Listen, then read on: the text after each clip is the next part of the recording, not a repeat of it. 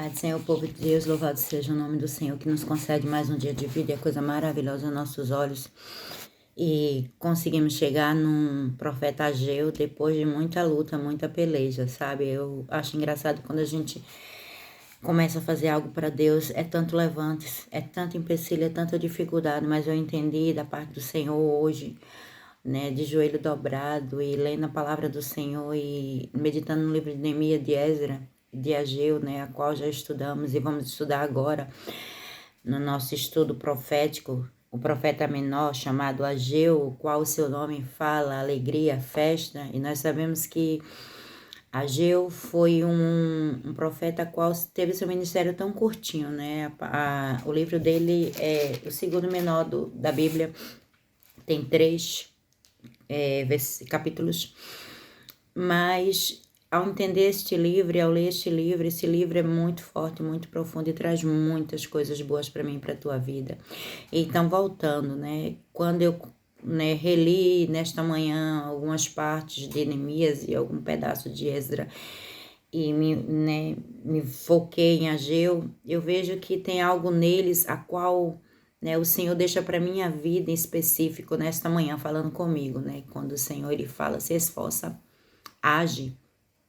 Quando se levantou os inimigos ali no livro de Esdra, Neemias, se esforça, continua, estás fazendo uma grande obra, não vais parar. E aqui no livro de Ageu, quando, né, estamos estudando hoje, eu quero me resumir muito neste livro, porque eu não quero, né, deixar você cansado nem fadigado da palavra por conta de já ter ouvido as histórias a qual nós sabemos, mas tenho que começar mais uma vez, né, repassando essa história. Por quê? Porque a maioria dos profetas, tanto nos profetas maiores como nos profetas menores, aquilo que eles deixam para nós é baseado ou avisando do cativeiro, ou quando o cativeiro estava, né, sendo posto em ação, quando os babilônicos entraram ali, tomaram Jerusalém, tinha tomado já Israel, o Sírio já tinha tomado posse de Israel e ali destruído aquela nação, como o Senhor já tinha avisado pelo profeta Oséias e por vários profetas, como nós estudamos, como eu costumo dizer, não quero voltar porque é cansativo mais.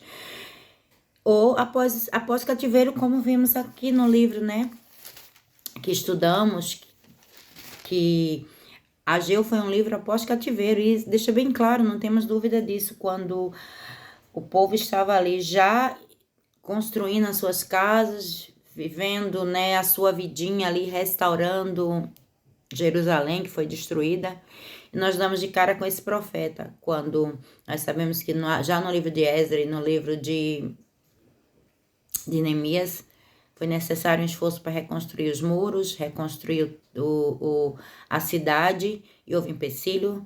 Nós sabemos que Sanbalat e Tobias se levantou, nós sabemos que no livro de Esdra se levantou os samaritanos por conta de não aceitar aquilo que os judeus queriam, né? Que os judeus queriam levantar e fazer algo que não tivesse mistura, e eles ali se acharam afrontados, se levantaram com mentira, engano, e é isso. E aqui vamos estar estudando sim agora o nosso livro, nosso penúltimo não, ainda tem Zacarias e ainda tem Zacarias e Malaquias para estudarmos. E conseguimos encerrar esse projeto, a qual já era para ter acabado, mas é tanta coisa. Nós damos de cara com esse profeta, como eu disse, o nome dele se sugere festa, alegria. E eu queria entender, e muitos dizem que ele veio do cativeiro, outros dizem que ele nasceu no cativeiro, e eu quero entender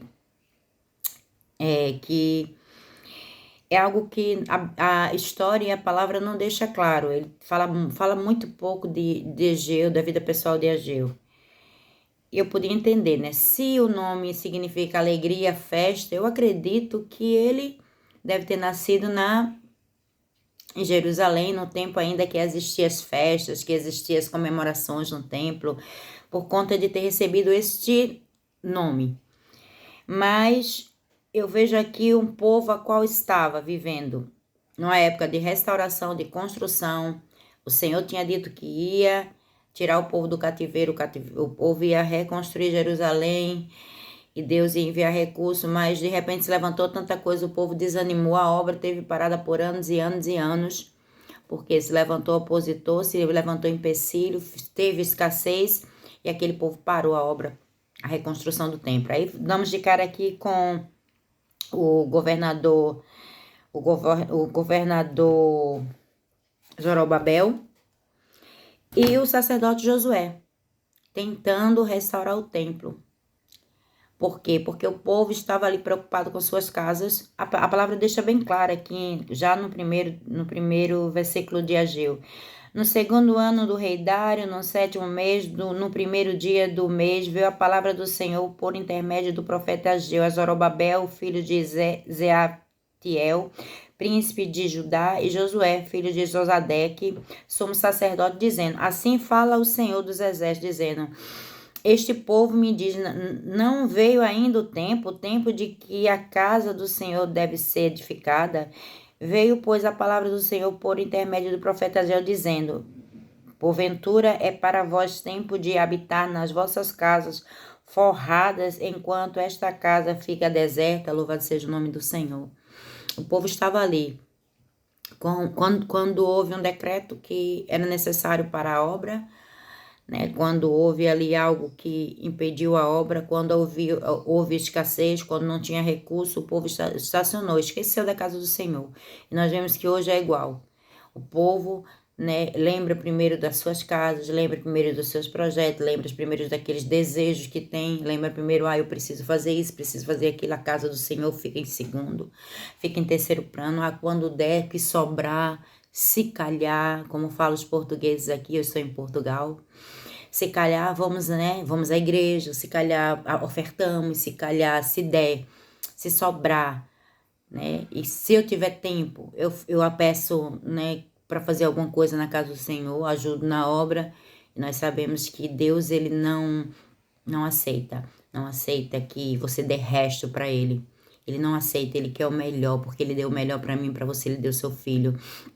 Amém? E era isso que estava acontecendo no tempo do profeta Ageu.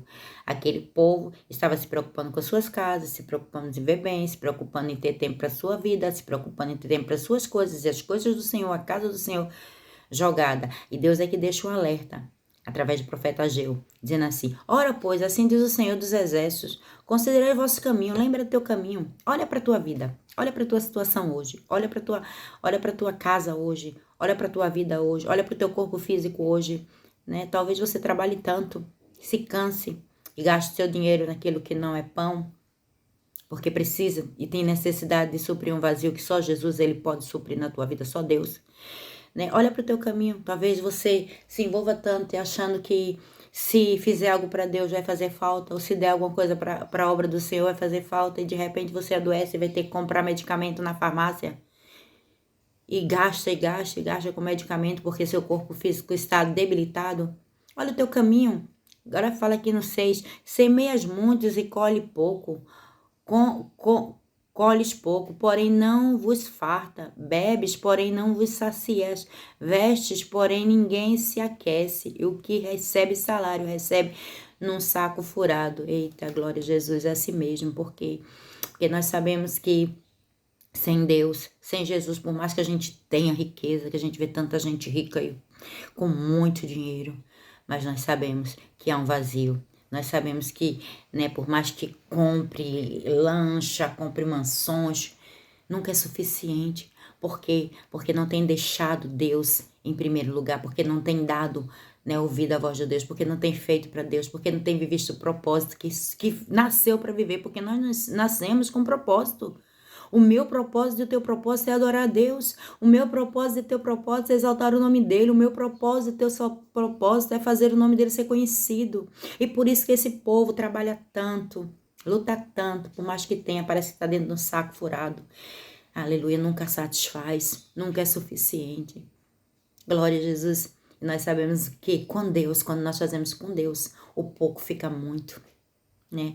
O que era escasso, Deus, ele traz existência. Onde não tinha porta, ele abre porta. Onde não tem parede. Então, com Deus é diferente. Quando a gente coloca as coisas de Deus em prioridade, quando a gente coloca a vida com Deus em prioridade, arabaraçui, há uma alegria, há um refrigério, mesmo muitas vezes, sim, faltando, às vezes, o recurso necessário que nós precisamos. Mas olhamos, Senhor, tu és o provedor. Tu provê todas as coisas, de repente, né? Deus providencia, de repente abre uma porta, de repente traz uma saída, de repente traz uma solução.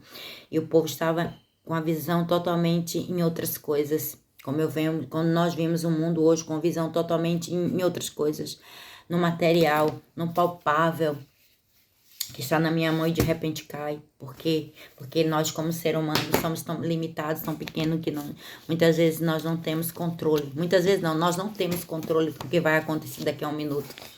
E era isso. E de repente Deus levantou o profeta Ageu e falou: olha, é tempo. E é tempo, é tempo. É tempo hoje. Foi tempo para aquele povo.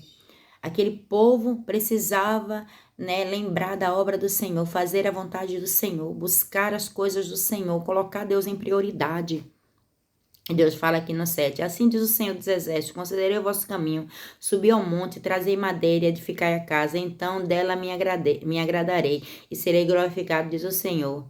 Glória a Jesus, louvado seja o nome do Senhor. Veja aqui que tem que ter esforço. Muitas vezes, quando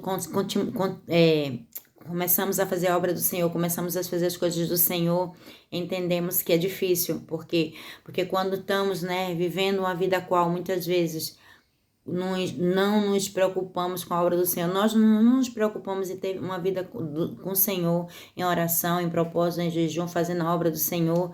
Muitas vezes nos acomodamos e achamos que tá tudo bem, e de repente vem um vento, de repente vem uma provação, de repente vem uma dificuldade para nós acordarmos e lembrarmos que a obra do Senhor tem que estar em primeiro lugar.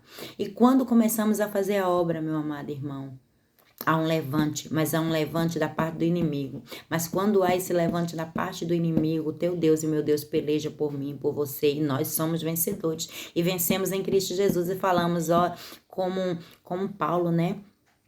Sei estar aflito, sei passar necessidade, sei ter abundância, mas em todas essas coisas eu sou mais do que vencedor. Por quê? Porque ele poderia viver isso tudo, mas ele estava no centro da vontade do Senhor. Ele estava, né, sabendo que a vida dele estava no controle de Deus. Deus estava na frente, Deus estava cuidando, Deus estava, né, lutando por ele. Eu louvo ao Senhor e posso olhar e entender que quando Paulo estava vivendo aquela situação, eu não queria ir para Paulo, mas calhou. Paulo estava vivendo aquela situação, ele estava vivendo realmente uma situação de prisão. Mas ele tinha paz, que excede todo entendimento dentro dele. E a diferença é essa. E tem que haver um esforço, tem que haver um esforço. Quando vimos, olha, levanta, sobe, vai pegar madeira, sobe aos montes, traz madeira. Você acha que não vai, e você acha que vai ser fácil quando você se posiciona e decide fazer a vontade do Senhor? Não. Nós temos que ter um esforço, é subir ao monte, é nos jejuar, é nos separar, é dizer não ao pecado, é renunciar ao nosso eu, renunciar à nossa vontade, é viver, não viver nós, mas Cristo viver em nós. Tem que ter realmente um esforço. E também aqui na obra do Senhor, como a Gil estava dizendo, olha, sobe, traz madeira. Não é de qualquer jeito, não. A obra do Senhor tem que ser feita e há um esforço. Se enche da palavra, busca em jejum, busca em oração, oferta na casa do Senhor, dizima na casa do Senhor. A casa do Senhor tem que ser suprida, a obra do Senhor tem que ser suprida, e aquilo que Deus ele te deu, aleluia, glória a Deus. Nós sabemos que ele te deu com um intuito de você ser grato em tudo, na saúde, nas finanças, na vida sentimental, da graça ao Senhor. Coloca ele como, aleluia, como Deus a qual te deu. E quando temos grato, nós sabemos que Deus ele envia recurso, ele envia saída, ele envia providência, ele envia solução. Então aqui está falando, né? Mais uma vez o profeta exortando o povo, cada um de vós corre a sua própria casa, pois isso, porém, o céu sobre vós orvalha e a terra detém os seus frutos. O profeta está dizendo, olha, vocês enquanto estiver procurando só as suas vontades, só aquilo que você quer fazer, só aquilo que você propôs no seu coração, sabe o que vai acontecer? né? Deus, é Deus, é Deus. Muitas vezes nós achamos que é o inimigo, mas é Deus. Quantas vezes nós somos provados, acontece alguma coisa para nós acordarmos e entendemos que é Deus. Deus diz assim, olha, eu vou fechar o céu, não vai haver chuva. Naquele tempo não havia chuva, não havia colheita, não havia plantação, não havia nada. Eu vou fechar as portas. Eu vou dificultar tudo para você entender que em primeiro lugar tem que ser a mim, em primeiro lugar tem que ser o reino, em primeiro lugar tem que ser a obra. Então, Zorobabel e Josué se esforçou, né? Nós vamos já aqui no versículo 2 falando. Ora, pois, esforça Zorobabel, diz o Senhor, esforça Josué, filho de Zoadeque, sumo sacerdote, esforça todo o povo da terra, diz o Senhor, e trabalhai, porque eu sou convosco, diz o Senhor dos exércitos. Então, nós sabemos que tem que ser um esforço. Tem que ter um esforço para fazer a obra de Deus, colocar a obra de Deus em primeiro lugar, colocar o projeto de Deus em primeiro lugar na tua vida. Foi para isso que Deus levantou o profeta Ageu, um profeta que teve um ministério tão curto, né, mas despertou um povo que estava precisando se acordar. Então, em nome de Jesus, nessa manhã, acorda. Nesta tarde, a hora que você estiver me escutando, acorda, desperta. Glória a Deus, faz para Deus. Faz para a obra do Senhor. E o versículo 6 fala... O meu espírito permanecerá no meio de vós, não temas, porque assim diz o Senhor dos Exércitos, ainda uma vez daqui a pouco farei tremer os céus e a terra, e o mar e a terra seca, e farei tremer todas as nações, virão coisas preciosas de todas as nações. Então encherei esta casa, e a glória, diz o Senhor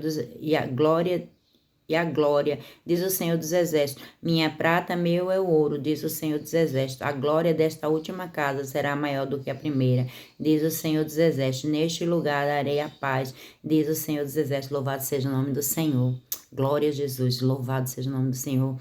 Quando eu entendo que quando nós colocamos o Senhor na nossa vida, fazemos primeiro para Ele, quando colocamos a obra dele em prioridade, quando entendemos que fazendo para ele não deixa faltar, ele fala assim, olha, eu vou enviar recurso, Rabaraçui, eu vou enviar Labaraçui portas, eu vou enviar solução, eu vou enviar saída, eu vou trazer cura, eu vou sarar a terra, eu vou trazer chuva, eu vou abençoar, eu vou incomodar o de longe para te abençoar. Entenda, meu amado irmão, essa palavra é forte nesta manhã, para que você venha despertar e entender que venha fazer para Deus. É tempo sim, é tempo de edificar a casa, é tempo de construir a casa, é tempo de limpar, aleluia, tirar todo entulho que esteja impedindo a obra crescer, a obra avançar. E a palavra ainda fala, minha prata, meu é o ouro. Ele está dizendo, minha é a prata e meu é o ouro. Eu que envio o recurso quando você coloca a prioridade na minha obra, na minha casa, quando você olha para a tua vida comigo em prioridade, eu que envio, eu que trago, eu que faço, eu que envio saída, solução na tua vida sentimental, na tua saúde, nas tuas finanças. É o Deus que trabalha. Ainda fala assim, a glória da última casa será maior do que a primeira. Glória a Jesus. Nós sabemos que não foi diferente quando Jesus Cristo foi glorificado. Nós sabemos que ele sim, ele foi o Deus que se fez carne, o templo que morreu, ressuscitou para que hoje ele pudesse morar dentro de nós. Essa glória da última casa é o direito de entrarmos no Santo dos Santos, é o direito de ver o Espírito Santo habitar em nós. Quando fala glória da última casa, talvez hoje você esteja vivendo uma vida complicada, talvez hoje você esteja vivendo uma vida difícil, mas quando colocamos Deus em prioridade, Ele garante que haverá restituição, que haverá novidade, que haverá mudança, que haverá cura. E é isso que eu quero que você entenda com essa pequena palavra, nesse pequeno estudo que foi tão difícil, fazermos. Por quê? Porque estávamos olhando para a dificuldade, estávamos olhando para o tempo, olharmos para aquilo que nós temos que fazer e estávamos deixando. Por isso foi tão difícil, meu amado, trazer esse estudo. E hoje eu entendo por quê. Porque Deus, Ele quis abrir meu olho nesta manhã para dizer, Tassiana, primeiro é a minha casa, primeiro é a minha obra, primeiro é as minhas coisas, depois as tuas coisas. Eu acrescento, eu abro, eu fecho, eu cuido, eu trago, eu envio, eu toco, rabaraçuri, haraçui, minha é a prata, meu é o ouro. E nós vimos aqui para encerrar que Deus, Ele falou assim para o profeta Ageu, e eu falo para você, para estar encerrando esse estudo, a qual Ageu levantou o povo, acordou o povo para começar a obra e o templo foi levantado para a glória do nome do Senhor. Ele fala no 10, no 2, no 2:19 fala, porventura há ainda semente no celeiro?